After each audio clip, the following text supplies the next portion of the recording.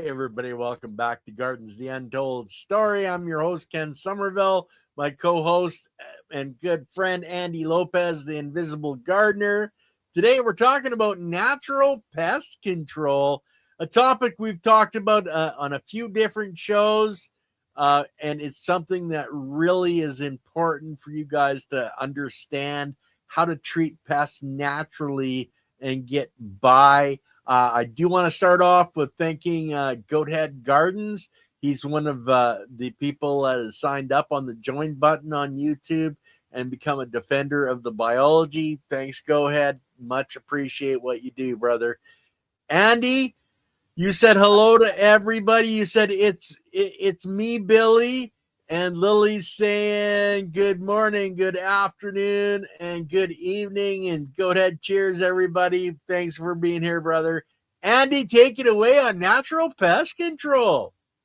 Okay, so in my book, Natural Pest Control, in my Don't Panic, It's Organic book, the chapter on pest control. This shows you how radical I've gotten in the last few years, because the books that I've always written have been very practical. Like this particular one, basically talks about some of the things you can do for immediate help, right? What you can do now that will help control these things. And some of these are really cool, basic ones that not too many people understand and know. It's like I cover, cold brew coffee is absolutely amazing tool. Organic cold brew coffee in terms of controlling bugs and diseases. It's acidic. The coffee has iron in it, calcium, magnesium. The three things are really very needed for plants more than nitrogen. Then I also cover one of my favorite is garlic spray. By the way, do not want to spray garlic and coffee together. Okay, why not? Why would that be detrimental? Oh man, I got so sick. I didn't know if I should drink it or vomit or what. I smell it. I'm going, what is going on here? And it's like, and I sprayed the place, and I think I got sick from having my body smell the coffee and smell the garlic. And so you don't want to do that. That would be it should say in this book, do not mix garlic and coffee together. Okay, so it's just you that doesn't like the smell. Somebody else might actually love it then. Actually love it. I have so many different customers that love the garlic. And so when I spray people, especially Italian, the guy came out, oh, I love it, the garlic. And I have another book called How to Keep Mosquitoes from Biting You. It's actually one page. Put garlic in your shoes. There you go. And you smell like garlic, That garlic is very, very powerful.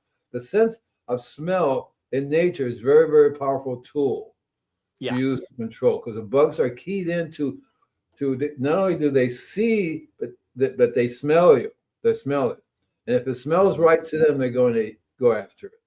And so I've always learned, there's a long-term and short-term solution, okay? The long-term always goes back to the soil biology. That takes a while. And that's why when I started doing my services, I keyed into foliar spraying. Mm-hmm. If you don't know what foliar spraying, you spray through the leaves and through the trunks, they absorb it. Instantly, they absorb it. Plenty of onion and garlic. Thank you, Silly. Send it to me. And it's I'm gonna eat it later after the show. Okay. Yeah. So I learned right off the bat that you have to do two things. One, you have to understand the real reason why that plant is having this pest. Yeah. And a lot of times it's a very simple thing. A lot of times really very simple, because it's just a matter of stepping back and looking at it and say, well, gee, this plant is being attacked because it's obvious. Like I don't know if I mentioned this before, but when I first started doing house calls, there's a lady, a family, and they had two trees, one on either side of their house. And one tree was totally healthy, the other tree wasn't. And what I keyed in right away is one tree was sitting next to a spigot, which was dripping all the time. Water, dripping all the time. It was flooding the whole area over there, basically on a regular basis. And that was, for me, that was like, well, maybe we should fix that, right? Yeah. because one tree was doing just fine, no water, it was getting a little bit of water, and it was happy, big, and everything. But the other one's sick. You can see the ants climbing up and down the tree like crazy. The ants were saying, "We need to. It's ready to recycle. We're going to recycle this here tree." Yeah. By the way, what is it? OCT? CT growers. Yeah, you guys grow black garlic by any chance? Because I'm starting some black garlic. It's a little bit of a catchy thing because some people say you make black garlic, or this is how you bake it or cook it or something. Other people say no, you buy the black garlic and grow it from seeds. So I ordered some black garlic seeds, and I'm going to see if they come up as black garlic. So when I started doing this a long time ago, I didn't know about the real reasons. I was like everybody else. I went to the store and I says, okay, my plants have this. What can I spray on it, right? Or my plants have that. What can I spray on it? So I was keying into the spraying aspect. I was never going. They would say, of course, you got to spray this chemical, that chemical. I go, well, do you have anything? So I would go across the street from the nursery into a grocery store and walk around the shelves and look at those things that I can spray. Because that was where my head was. I said, well, if I'm going to spray something, so I knew for a fact, for example, soap.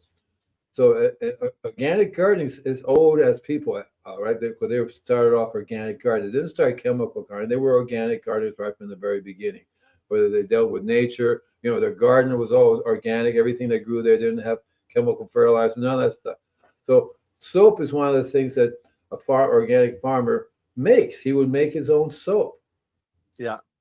From different animal parts. You make soap, And soap was a basic tool. Same thing with coffee, same thing with garlic. These are things that on a farm you grow them, not only for eating, but you also grow them for pest control and disease control as well. So I started keying into those things, and then I learned there are some things like milk. Milk's absolutely wonderful to use because milk has two things that are essential for a healthy plant. That's calcium. Calcium is more important than nitrogen. It's a key building block. If you don't have calcium and you don't have carbon, you're not going to get very far in letting the soil do what it has to do. If you don't have the right building blocks, then you can't build healthy cells. That's right. So it's like a condo. If you can't put together a good condo, you can't have anybody move in because there's nothing there for them to move into, So I learned right from as a young kid that I could spray my plants with various different natural things that I would buy in the grocery store. And in those days, I swear, I don't remember there being organic labeling. There was just milk, coffee. Yeah. So I would buy them, and I didn't even know that there was chemicals in those things, but I would use them in the 6th grade, 9th, up all the way through the 9th grade. I didn't really key into the organic aspect of things, maybe because they were coming out with them in the 60s, towards the end of the 60s. They were doing more, hippies were more into organic, everything organic, right, natural. So I think, I don't know when the certification started, the whole thing, organic thing started, but early 70s, somewhere in the 70s was where people were starting to hear about. Because I remember Organic Gardening magazine was really big.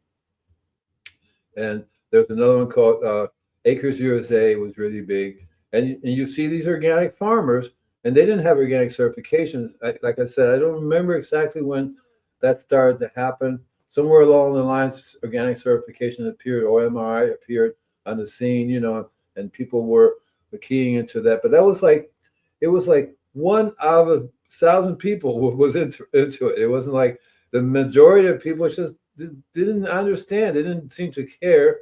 Like the Victory Gardens, they weren't organic. They used whatever chemicals they can get the little hands on to spray, And I learned that from experience because I have a Victory Garden.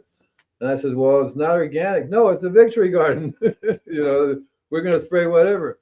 So what I want to do is I can go over some of these things that are really cool in terms of producing a natural tool that you can make. Soap is wonderful. You have so many different varieties of soap you can use. The garlic. Andy, I have a question. Okay, the soap, what pests is that good for? Like ants, aphids, there's so many different pests. what would you use soap on? And what would you use coffee on? What would you use milk on? Can you give us an idea what you use it for? So name a pest and you can use it. That's what's so good about Okay. this. It's not like, gee, I have to know which ones I can spray this coffee on, the cold brew coffee on, or this garlic on. I think a rule of thumb would be, for example, I'll give you another idea when not to spray garlic. You do not want to spray your roses with garlic, okay? Right? So that's an indicator. Well, I guess I use too much garlic because I can't smell the rose. All I smell is the garlic. That's no. Okay. I planted garlic under the roses. I figured that repels. Oh yeah, it repels, but you cannot smell that really wonderful scent of the roses. And some people it's good. For example, I was known for planting garlic and spraying garlic on fruit trees, whether it be apple, whether it be citrus, because they all work the same way. The garlic has sulfur, and the sulfur does a job on any insect, including beneficials. So you have to be careful what you spray. Bees don't like it as well either. They won't like the soap. They won't like the sulfur. So it's a process of. And when I was doing the citrus, for example, you can literally taste it in the orange. And the apple, you bite it, you go, oh, this is really. Because I actually liked it. The garlic taste, apples tasting like garlic was really a cool idea. But the bugs would leave them alone. The calipers would go, I don't think so. The squirrels would go, I don't think so. So, yeah. So what was that one? I missed that last one. That was a terpapatomas. Terpapatomas. Oh, you're making me sick. Terpapatomas. Terpapatomas. That's what I said. Just saying hello, and we appreciate it. We always appreciate the hellos. Yeah. Serena, we appreciate the jokes and everything as well. So these things are like universal. They can be used for both diseases and pests because the soaps are as an oil. The oil will coat the disease and it will also control the pest. So somewhere along the lines, I stopped using all these things and started using the very same thing that I was spraying plants with, which is soil biology. Yeah. So I realized that the soil biology can be sprayed instead of soap. It does just as good a job, as even better, because the key to making the soil biology, the key to using the biology of is to understand that the biology does in the first place that makes it so wonderful for diseases and pests. And I talk a lot about minerals. It's all about minerals. So here you have something that it's all about minerals. The biology is all about minerals. They have this system of producing the mineral you need because they will create a biologist, right? A little soil biologist that specifically will go and produce that mineral, which is so cool, right? You know what I mean? So people can say, well, I'm going to buy a certain amount of this, a certain amount of that calcium. They said, you don't need to worry about that. You should give everybody a good blended diet, all the biology you need, as many different types of biology in one mix because they all work together. And then make sure you give them all the trace minerals they need. I give 96 trace minerals. Let them go for it. And because I have one customer, I want to know exactly what's missing in my soil. Okay. Life. Right. Right. Well, she's a biodynamic expert. Like I do that. Yeah. Because I think that the person who was really a biodynamic expert, they wouldn't be having the problem because they're missing something, right? And I think, unfortunately, what's the most obvious thing is the first thing that they miss. And I've been telling people that almost forever. And now I'm in the corner with a flag, instead of saying the end is near, because, it's the water, right? The city water is the most obvious thing that's going on wrong right off the bat. People using the city water all the time to sprinkle, 3 or 4 times a week, constantly, a year after year after year. That is going to destroy. As a matter of fact, you're not even supposed to drink it, right? You know what happens if you drink city water? The biology in your stomach dies, and then you can't digest properly, and you can't build healthy cells, and then you die. You die horribly of this disease or that disease. Yeah. And that's exactly what's going on in the biology of the soil. because you don't really, because I asked this person, I said, let me get. Then he says, why do I need to have a water filter for the property? I says, well, do you have a water filter for? Oh yeah, we have to have a water filter for the kitchen and take a bath with water filter. Well, that's you cleaning the water for that, but why aren't you doing the same thing for the soil? Yeah, I don't know. It's nothing wrong with the water for the soil. No, because if you destroy the soil's ability to function, there's your problem. And well, yeah, because you can add all the minerals you want, but if you don't have the biology there to break those molecules apart, then it's not going to do anything for your plant, because without that biology, like if you need calcium and you're having to take it out of a carbon molecule to get that particular part of that molecule, you have to have the biology to break it apart. If you don't have the biology, it can't produce that, and then you don't have the building blocks. And like Andy, I love that you're always bringing up adding the minerals, because those are the building blocks that are necessary for all health in the plants, in our bodies, etc. And it's a key aspect, is having both the building blocks and the biology to use them. It's like, I'm going to build my house. I got all the lumber here, but I don't have a carpenter. Sorry. I don't have any nails. I don't have any. Exactly. And these they're so obvious for me. I mean, it's like I'm going, well, this is obviously what's wrong, and nobody wants to pay attention to it. Right? Nobody's even acknowledging it. Every place I go to nowadays, so I have a contract now. Because all throughout the year I've been saying, my business is actually an educational business. It's under educational. Don't panic. It's organic. It's an educational institute. Okay, it's educational. And my whole thing was, okay, the way I want to teach you is by doing it. We're going to do this together. You're going to do this, and I'm going to do this. So I'm going to become with my magic elixir. You're going to buy the best compost I can tell you to do. And you're going to have to start learning how to deal with the soil, because it's really very basic, very simple thing you have to do. Stop with the chemicals, right? Stop with the chemicals already. Right? Yeah. You're not going to heal your plant, your diseases. All the diseases, all these pests are keyed into the soil. It's the soil. The diseases are right there already. The pests are keyed. They're born in the soil. Everything's soil born, okay? And if the soil is not functioning right, those plants are not going to be getting what they need, and they're going to be getting the pests and disease. That's the core thing you have to understand. What am I going to spray on that? So it's okay to say, what am I going to spray? Because that's a short-term help. I need to do something right now for this plant. It's going to die. I get calls almost on a regular basis. These trees are dying. Well, and that's where you're foliar spraying and you're feeding the outside to keep it alive. But then if they don't, fix the root cause, which is the soil and the life in the soil, they're never going to heal their plant totally. It's just a vicious cycle. A perfect example is, okay, so, when you have an ambulance, what do they call it, where they're doing something to save you immediately, where they put you on the thing. They put IV? Yeah, what's the name for it? Intravenous. Well, so if you only were to eat intravenously and bypass your stomach, you're going to die. Even if that's the best nutrition in the world coming in through there being given to your body says, wait a minute, stomach's not working, we're out. Yeah. Then we're done. See, I mean, you can't do that.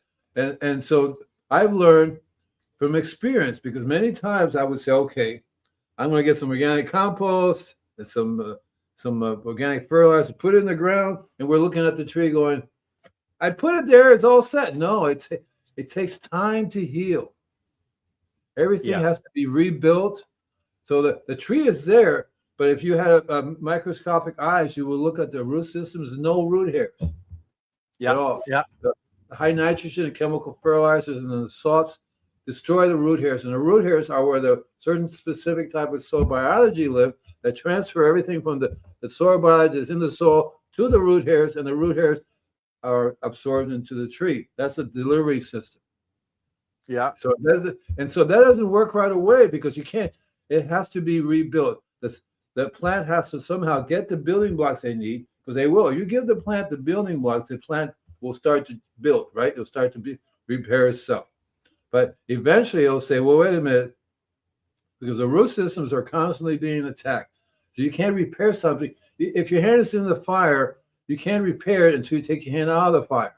You have to take your hand out of the fire and say, okay, now I can fix it. In the fire, it's kind of constantly, I'm doing all the best drugs and everything. No, your hand is going to burn.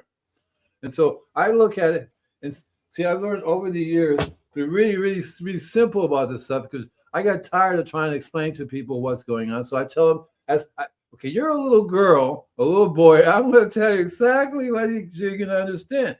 And so the thing that people have to realize is that, and so this one lady was there 20 years, and says, what have you used chemical-wise? Oh, I'm not using anything. I got it out. Okay, 20 years, my gardener was using Roundup for 20 years or so.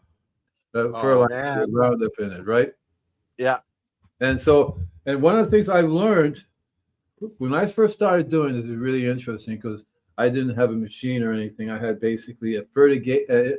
I didn't even know about the fertigation unit, because those are really cool. Anybody can go out and get a fertigation unit, modify it a little bit, hook it up to your hose, and you have yourself a little spraying rig, right?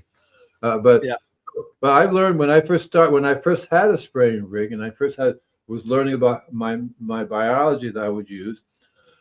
One day I had a brand new customer, and it was everything is usually the same thing: nutritional deficiency, right off the bat, right? You see, these things are dying. They're dying for several different reasons, not just nutrition, because they're choking. The root systems are not. In Florida, it's a little different. You have more soil available to you, so it's kind of hard to screw up something. You have 20 feet of soil, right? It's really hard to screw up. So it's just a simple matter of making some adjustment, stop the chemicals, and control the water. The soil comes right back because the biology is there. But when you have clay that's not even soil, and the root systems are, because they were growing, imagine they were growing in rich soil, and all of a sudden that soil turns into clay and it hardens up. It's called hard pan for a reason. Hard pan. That means air doesn't go down there, water doesn't go down there, and of course nutrition doesn't go down there. So the root systems are dying. As the root systems die, the rest of the tree goes with it, right? Yeah. Yeah. So when I first get to this house, and I said, okay, because he wanted to switch. And I think he wanted to switch because he knew that he was making himself and his family sicker. Everybody was sick. Nobody could figure out why. I said, well, maybe you should stop using these chemicals around your house that you're walking on. You're walking barefooted and you're using this chemical. You know, that's not such a good idea, because your body is like a tree, except it walks around.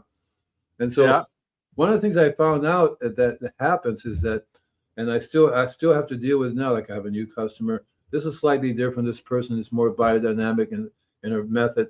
At least she managed 20 years ago to stop bringing any chemicals in, but the process she didn't change the water system that was coming in. I mean, if you buy organic fertilizer and you dump it on dead soil, that organic fertilizer is not going to work. Organic fertilizer relies on living biology to work. Duh. Yeah. See, it's as simple as that. You know what I mean? That's why if you a really good organic fertilizer, like I bought something the other day, it's got blood meal in it.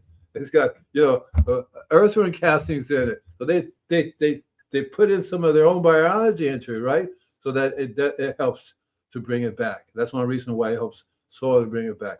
I've learned from experience that you have to have a complete army. You can't say, okay, I just want the bombardiers and the airplane pilots. I want everybody. See what I mean? And you don't micromanage them. You say go for it. You give them everything they need, and they will produce for you. And all you have to do is take control of the things that causes damage. Yeah. Right. Well, and that's the big thing. And like you said earlier, Andy, it's about education. You're going out and you're educating people, and that's why we come on the show. You know, and guys, I know Serena asked if this is in every 2 weeks. No, it's supposed to be every week, but I was sick last week, and I was sick the week before. So we try to do shows every week. Sometimes it works, Look, sometimes it doesn't. I had a sex change and I changed my mind. Okay, so Oh yeah, yeah, I yeah. had to change it back again. I was like, "Hello, everybody." I was like, "Never mind." Oh But yeah, I think with that will go to a question from Serena here. If there was a gas line explosion in the county, what should people plant to detox the soil? Because she was saying they actually had to evacuate because of the fumes, etc. Well, that's going to come out of the air, and she wants to know what she can do to help to detoxify that soil.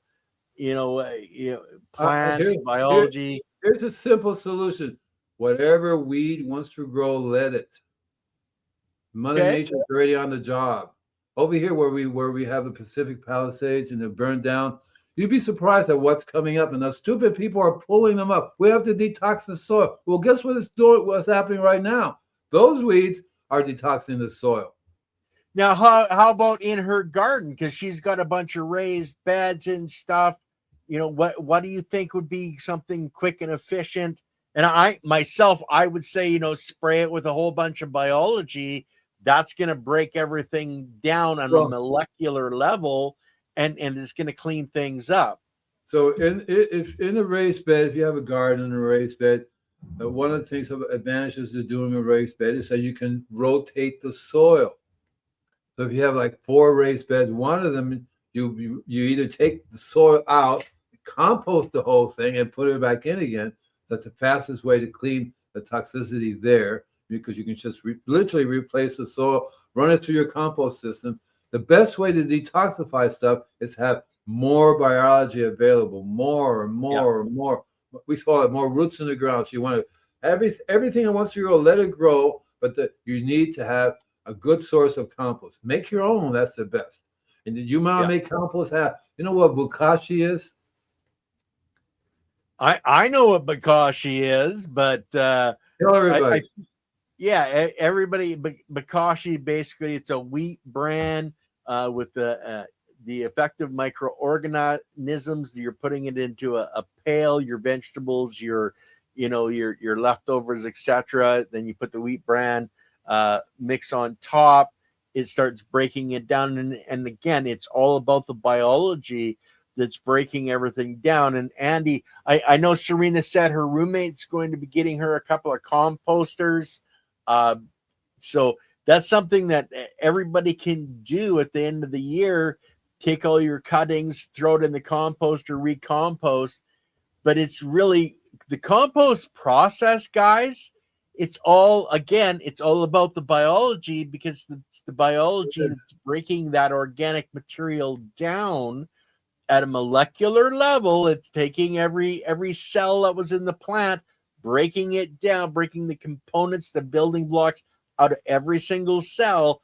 That's what's creating your good, healthy food for your garden when you're putting that compost out. But don't forget, put your compost out, mulch on top. Don't let the compost dry out, because then you're defeating the purpose of having the biology in the compost. You become like an excellent cook.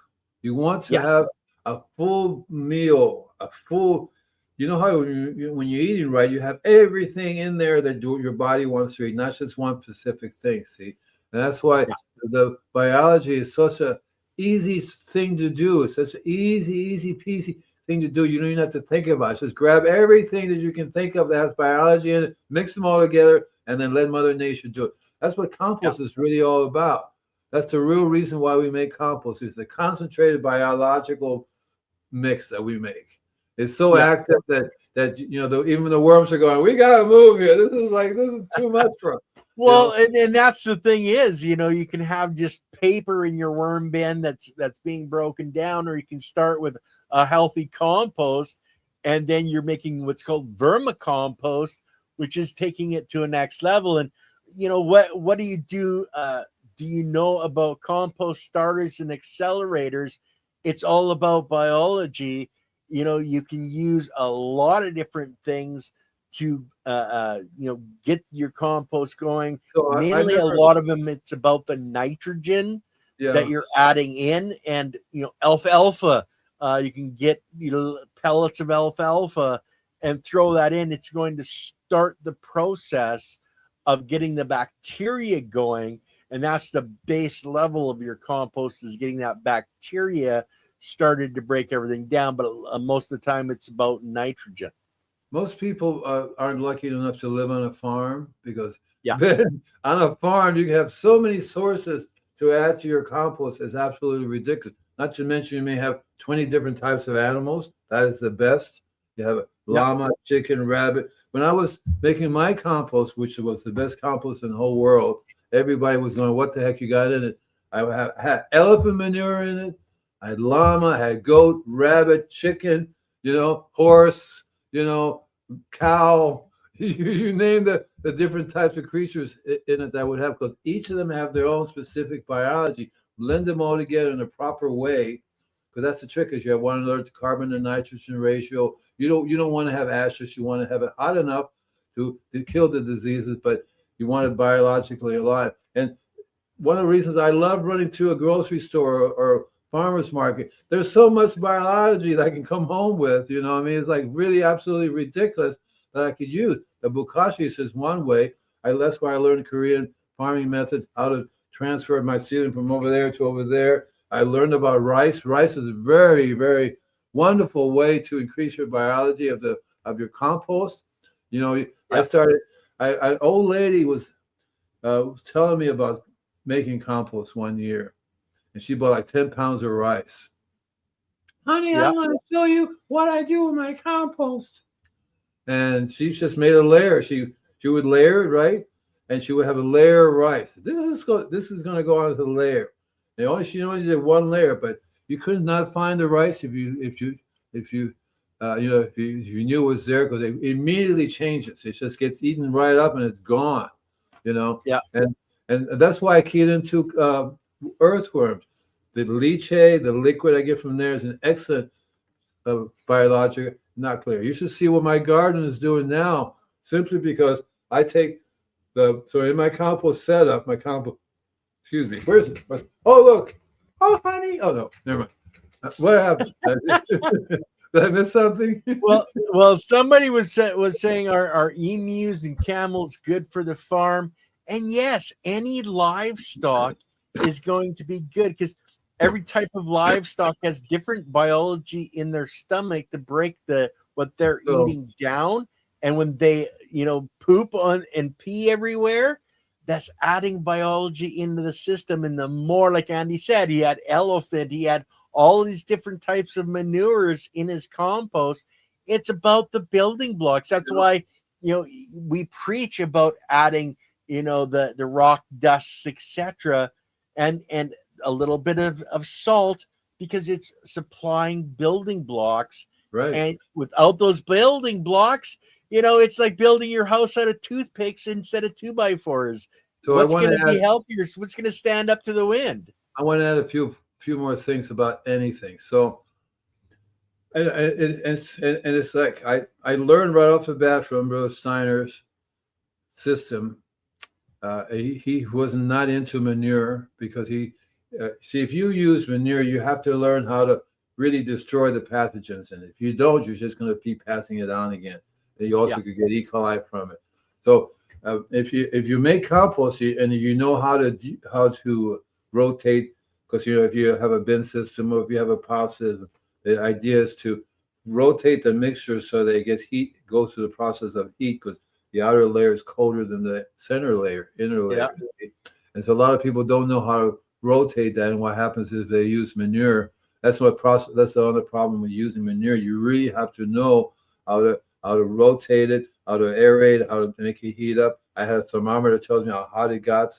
It has to get a certain temperature. Not all of it, because you can't get all of it that way, even though I tried. There's a way. You'll start a fire if it gets too hot. So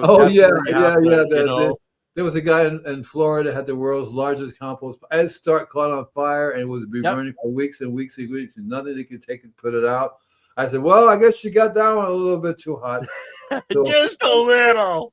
So a rule of thumb for me also too is that I don't use predators manure, because predators manure you can catch It's not a caterpillar. It's a it's a squirmy thing. Squirmy thing. But hey, you got to have a happy belated birthday, Andy. So, and guys, Oh, if hi, you don't know, Rob. Andy's birthday was just a few days ago. I'm not He's going to tell you how young he is because you'd all be he's embarrassed. my next door neighbor. Oh well, there you go. Glad He's to the see one you. that just turned on the sprinkler system all over the house. It's like a weird thing. You're sitting here going, It's raining. Is it raining? You know. Thank you, Rob.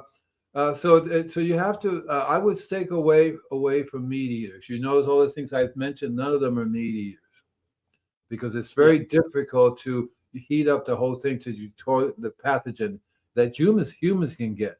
So if you don't totally destroy that pathogen, you can pass it on to yourself, and you'll get that. So I would probably stay away from lion, the tiger poop, any of those things. That because when I went to the zoo, you want lion poop and tiger poop? I said, no, thank you. I'll stick to the deer, the sheep, the rabbit, the chickens, the goats, pigs. I might not even do pigs because pigs is too really close to human. So you can also get this parasites that way. Yeah. But other than that, you want to get a blend. My favorite was llamas.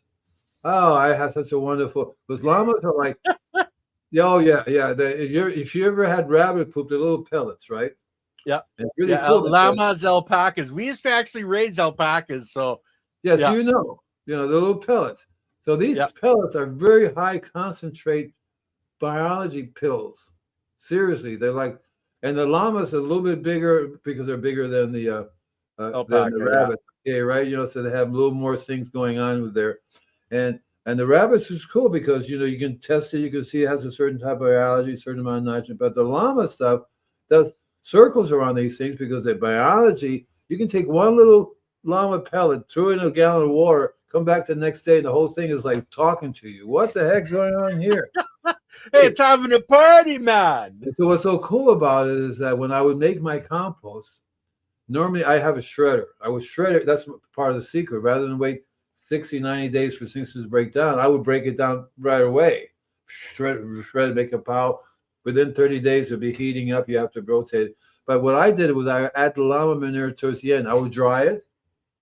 Knock, knock. Who's there? Irish. Happy birthday, Irish. I wish you a happy I birthday. wish you a happy birthday, Andy. Oh, God. Yeah. Yeah. So I don't want to talk about it because I decided I'm never going to have another birthday again. So if I ignore it, maybe I'll just be stuck in time here. But anyway, I'm 23 and holding. So you got another statement here. I buy Uncle Jim's worms every year for my compost pile and garden. The only thing with compost piles, guys, make sure they're cooled off. They're not hydrophilic or thermophilic, sorry, before you put the worms in, or you're just going to kill your worms. They kill the worm. Yeah, and that's the other thing is, Serena, will a meat thermometer work, or do you need a soil thermometer for your compost pile? Well, the temperature is the same. It's just the big ones you can stick in for meat. But soil thermometer actually make them a little longer, so you can stick them in further. You know what I mean? I've seen them 3 or 4 feet long, Andy, for the compost thermometer. That's right. You stick them all the way in there. When I was in Puerto Rico, my family had a farm on my mother's side, and a massive compost pile, and they put a pressure cooker into the pile. So when it got so hot, the steam would come out. They would take it out. That's how they would cook in the pressure cooker and the compost. I always remember that to this day. I go, what the heck happened there? And then they also did a very interesting system. They would dig a trench and it would compost right in the ground, cover it up, and that's where their garden would be next year. Let the compost do its thing. But making the the key to pest control, it's the same thing with disease, is that first you have to understand what is wrong with the foundation. That's the key. You can't fix the house without looking at make sure your foundation is solid. If your foundation is good, you say, well, okay, well, that's not the problem, something else. Maybe the door slant or whatever. But if you can't, the whole house is going to come tumbling down. So that's what.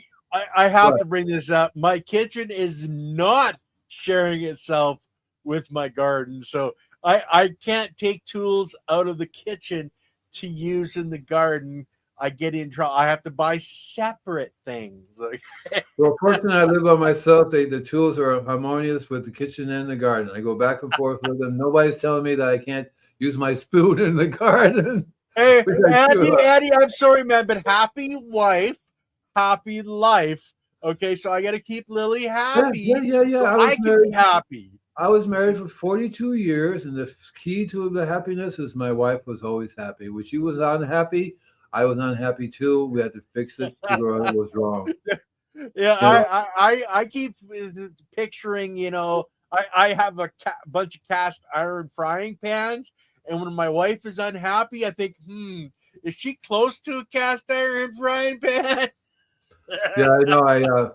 I was lucky in that we never fought or anything, but I know some people in my family on both Cuban and Puerto Rican side. There are major fights.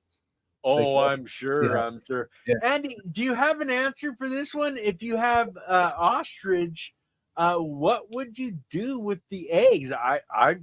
I'm not familiar with ostrich really at all. I So think you're supposed to eat the eggs. That's why you have ostriches. Ostrich eggs are big, giant eggs. They're perfectly good to eat, as far as I understand. I've never had ostrich egg, but they're giant eggs, and you can eat them, or you can make them have babies and have more ostriches and sell them. and That's what I would do with them. Did you see what I put in the chat? in his chat, so she bounced. Serena is bouncing back from your YouTube channel to our YouTube I channel can't here. see anything that happens in my YouTube channel. Yeah, and Serena, if you're putting it in the chat, the live chat here, which you are, then it is available for Andy to see. Sometimes he does follow the chat, but everything from both channels and from Facebook, etc., is actually does show up in our live chat that we see in the back end. You guys don't see it, but we do see it. So what is it that I missed? We just don't catch it. So what is it that I missed? I have No idea. Huh? Yeah. She said, did say thank you. All right, thanks. I wondered about that since I have people saying that a meat thermometer is just as effective, and it is, because it's a thermometer is a thermometer is a thermometer. Exactly right. It doesn't have special for meat or special for compost. The only difference with the compost ones is a little longer because you want to get it into the the pile. And you want to get it into that middle of your pile. The middle is the temperature of the heat. The outside, the further outside is cooler and cooler and cooler. You have to learn how. That's one reason why I like using the bin system. I basically have. You need to have 4 by 4 by 4 by 4 foot square in order for it to get hot enough. Anything smaller, those little tumblers are not going to heat up. You're going to be just. So if your tomato have a disease and you're making compost and you put in your little composter and then you put it out, you're just spreading the disease out again. It's not going to control the disease. It has to get hot enough. 4 feet by 4 feet is the minimum size you can do. So if you have like 5 of those, you just take it out. The one lady says, I've been making compost for years and they're never getting done. Well, she's refused to have in bins. She had one giant setup, one layer all the time, putting more new stuff on top, putting new stuff on top. Never going to get done because it's constantly she's never letting it finish. Not letting it finish. Just adding new stuff to it, adding new stuff to it. When is it going to get done? Well, maybe you should only do a little bit here and then turn it over. So I'll be seeing her soon. I will take it out and dump it all into the next one. And in the process of doing that, add some live compost to it. The other thing they were doing was they're watering the compost down a lot. And of course, the water's got the city water in it, which kills us. That's another thing about water, right? Yeah. You can't make compost out of it if the city water is killing the biology. That you have the compost for. See, right? So it's a crucial thing. What experiments are you doing in the garden this year? Do you really want to know what experiments I'm doing in the garden? Oh my God! Well, one of the things I'm doing a lot of things. I'm growing saffron, learning how to grow saffron. Right. I'm learning how to. I have all these kinds. So right now I'm doing a little bit of gopher treatment through various different systems. So what I decided to do is to plant. I have about 30 or 40 different kind of medicinal herbs. You name the herbs, I have it growing. Mhm. And so what I do is they're all growing everywhere all throughout the garden. Then I'm planting in right amongst them. So the Cool. squirrels and the gophers cannot separate. I can eat that, but I shouldn't touch that. My poor cat, I told you, eat whatever you want to in the garden. So I introduced her to lemongrass. She eats, nibbles on the lemongrass. Oh, she loves the lemongrass. She comes to me, the lemongrass. But she went and nibbled on some oregano. It was like, oh, this is awful. Or some spearmint. Oh, this is awful. So, and the other thing I'm doing, that not only am I growing the herbs, I'm making teas out of them and spraying them. Yeah. Spraying them back in the garden.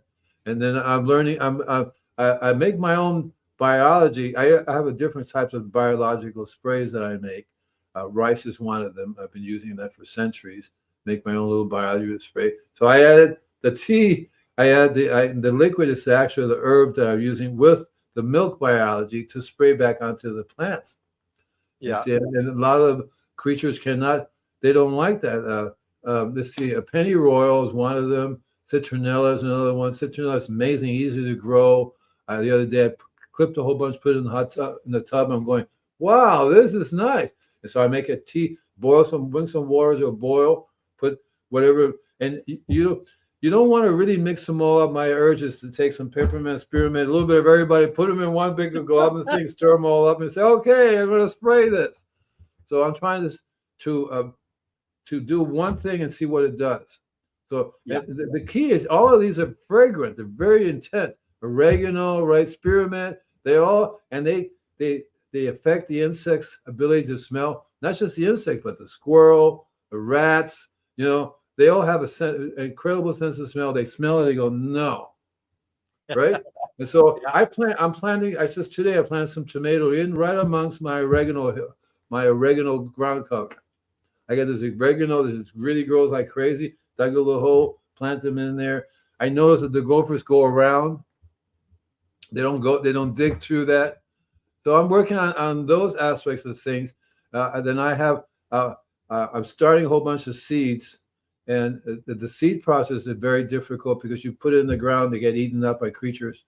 So I'm learning how to grow seeds in containers and move them out. Also, how to protect them.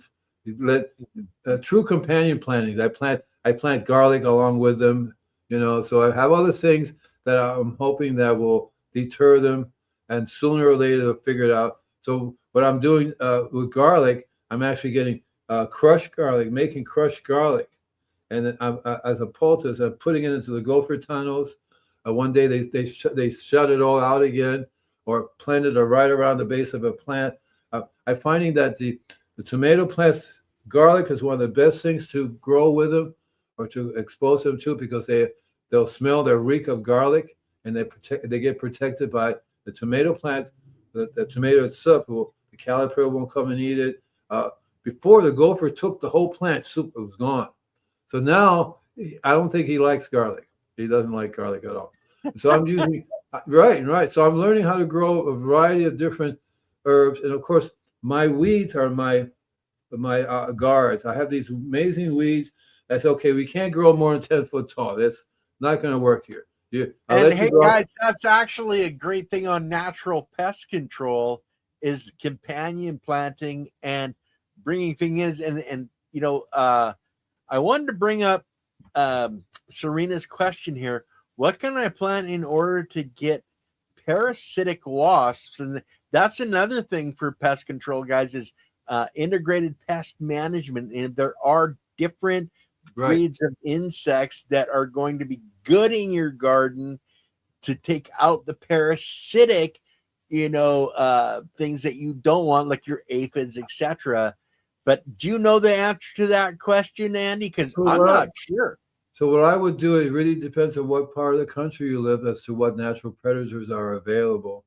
So one of the things I would do is contact the Department of Agriculture or a local college, if there's an agricultural college, and you say, okay, I have parasitic wasps. what are the natural predators in my area. No, she wants to Oh, get right, the parasitic parasitic wasp, right, wasps. right. So, but you can buy the parasitic wasp and let them loose on your property. That's not a problem. What you want to do is make sure they survive, because they may not survive in your areas. Maybe the cold kills them off, or maybe they're only available at certain times of the year or a certain type.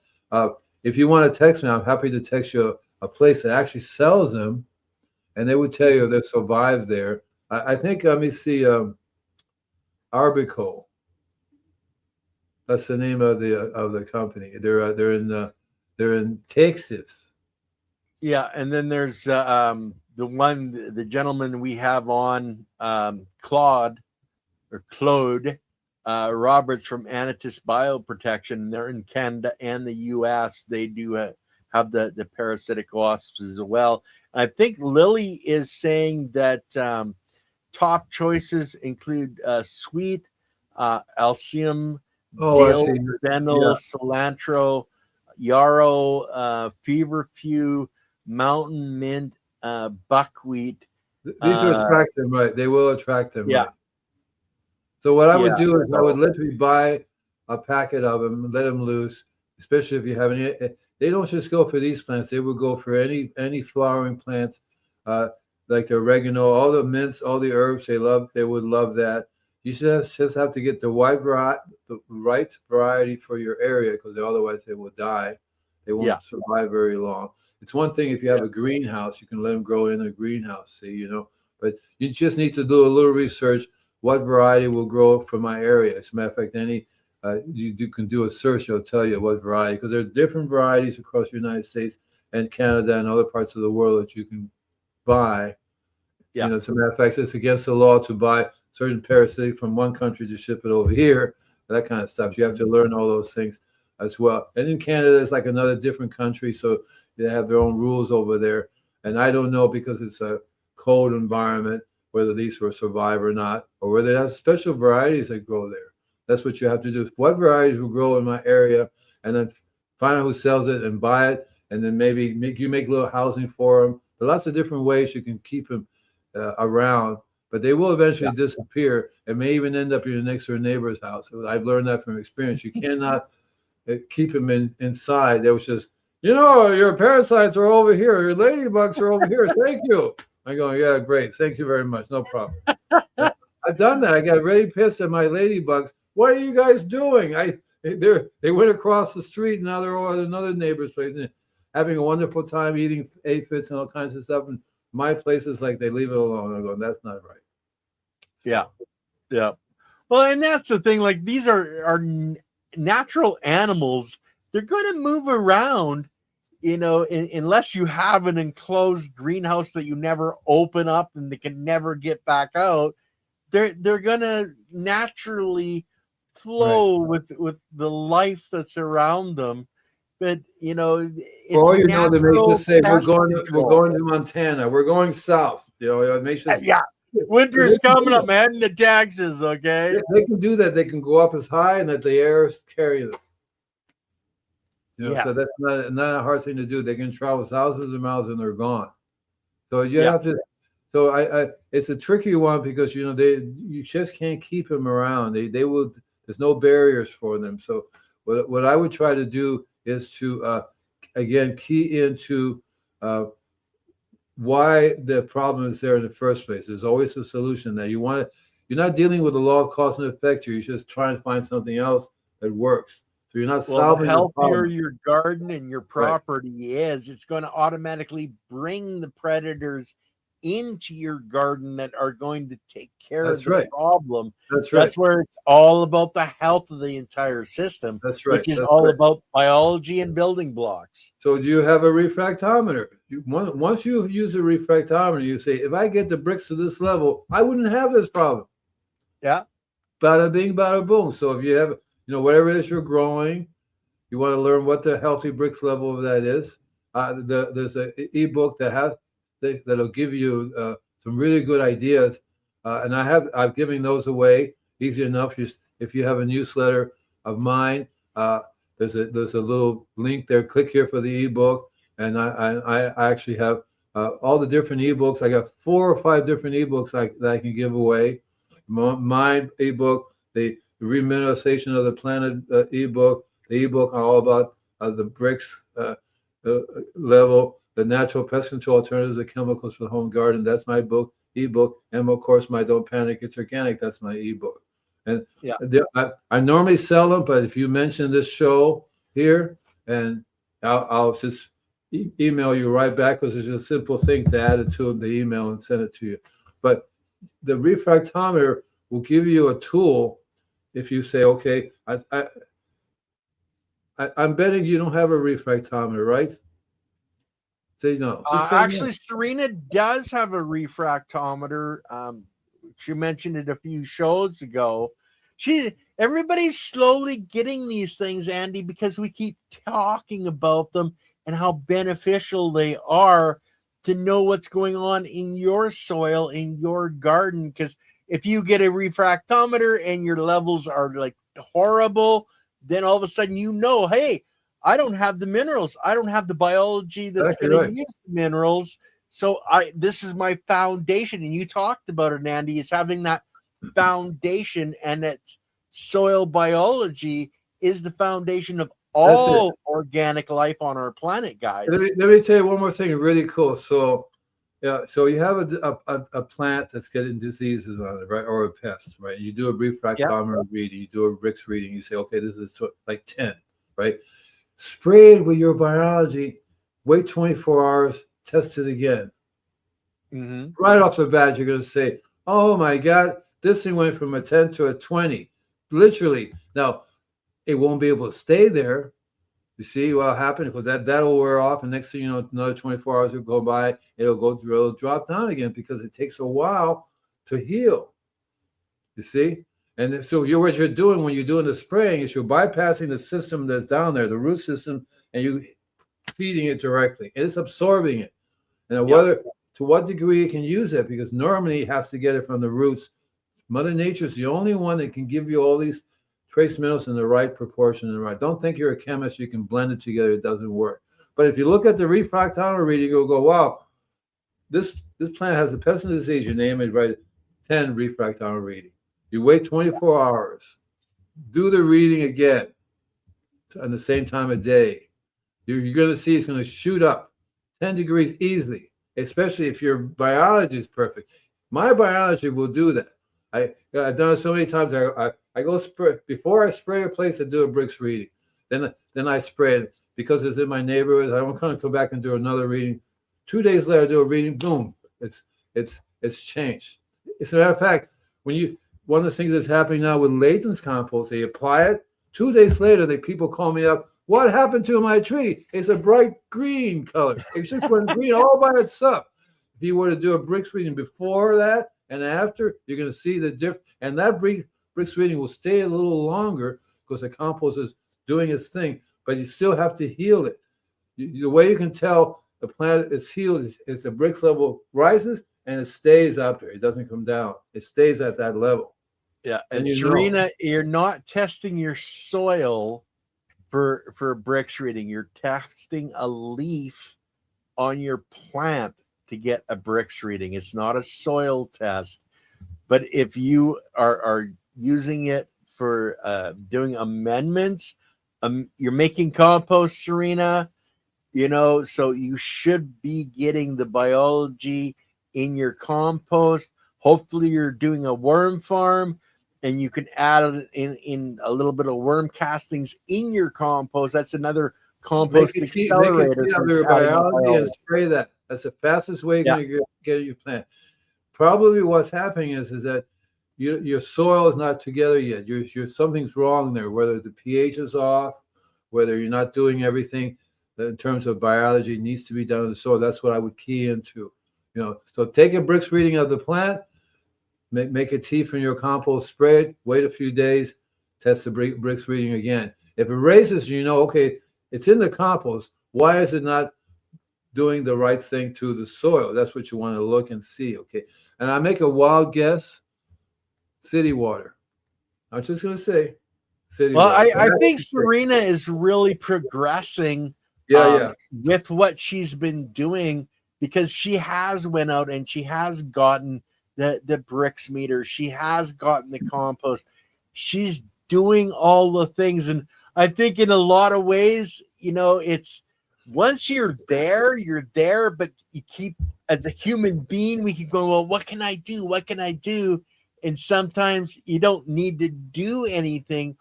Once you have that true living soil, you're just, It's you amazing. don't Once have you to learn do how as to make much. the stuff, you can tell. See, I stopped doing lab reports. I stopped doing anything else because I have vision. I can see. Wow, look at this.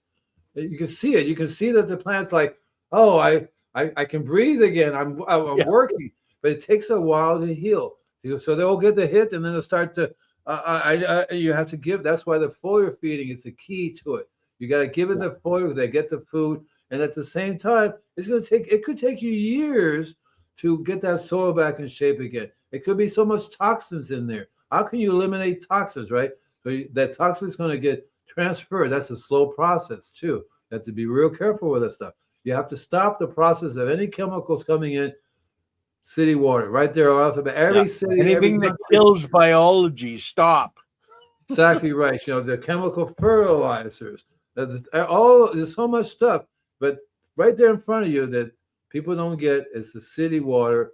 That is what's causing the damage. If you was to take a soil test and test the soil, we have a lab we work with at Leuven. We had them on our show. They would show you the salts because that's the salts stay in the ground forever until you remove them, and those salts are what's the toxic, level. You know what I mean? At the level of this toxicity. Well, so it really depends on a lot of different factors, guys, but we try to cover all of this stuff, and we covered a lot of this stuff on the Soil Matters with Leighton. But Andy, we're at the hour. I got to let the people know tomorrow the ladies from Chiropractic Are Sexy is back. And then on Saturday, I have Wacky out of the UK is coming on with me on Conversations in Ken's Cafe. We should have Dr. Paula Ruffin back on for Sunday. Monday, we have Tom Landry coming on. We're going to talk more about his horizontal soil system. And then the Monday after that, we've actually got a full panel on the horizontal soil system. So you guys are going to want to check that out.